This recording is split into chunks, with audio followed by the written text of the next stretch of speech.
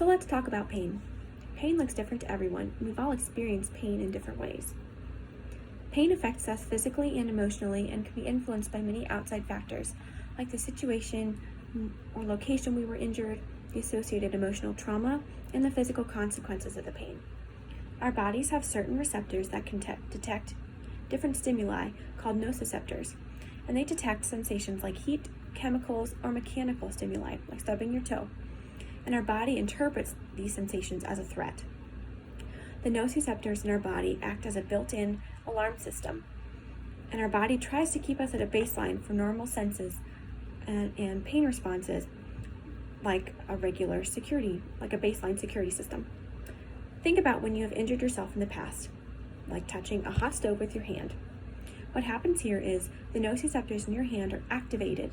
They activate the alarm system. They travel through nerves from your hand up your arm and to your spinal cord and further up to your brain. Your brain interprets this signal through established pain pathways and determines how best to act based on your previous experiences and the current situation of your hand. Then the signal will travel back down to your hand so you can quickly move it off of the hot stove.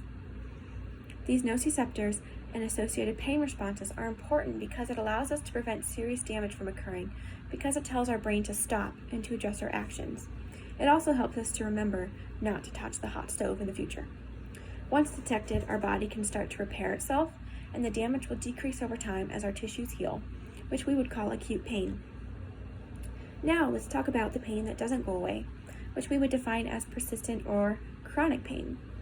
Sometimes the pain pathways become disrupted or altered, and therefore result in an altered perception of how we interpret this pain.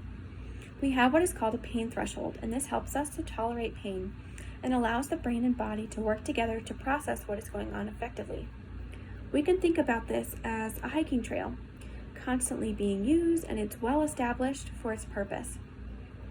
But when we have more pain, it's like going off of the established hiking trail and creating your own trail, and using it so often that it becomes an entirely different trail. But this has consequences on the environmental wildlife, just as it'll have consequences on your mind and body.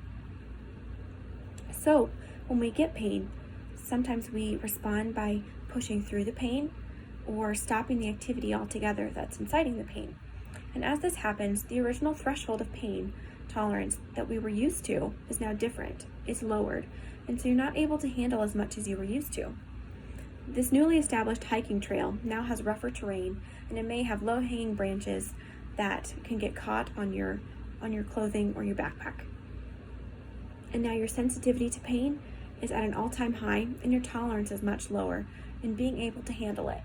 This deeply affects us mentally and physically to the point where we may be living in constant pain, and this pain may become our identity, dragging along an emotional burden with it.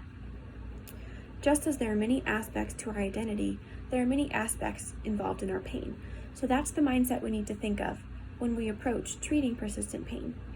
We need to increase our tolerance and bring down our threshold back to a normal range in order to process pain. While it is important to address the physical pain of whatever we're going through, pain also deals with our emotional, social, and environmental situations. So we need to address those aspects too. We need to think about caring for all aspects of a person, and this starts within. Maybe with meditation and mindfulness, addressing our fear behaviors, and desensitizing our bodies to be less on edge all the time. Persistent pain is a huge problem that many deal with, and it's a struggle to try to solve and treat. But it really starts with us trying to explain the pain.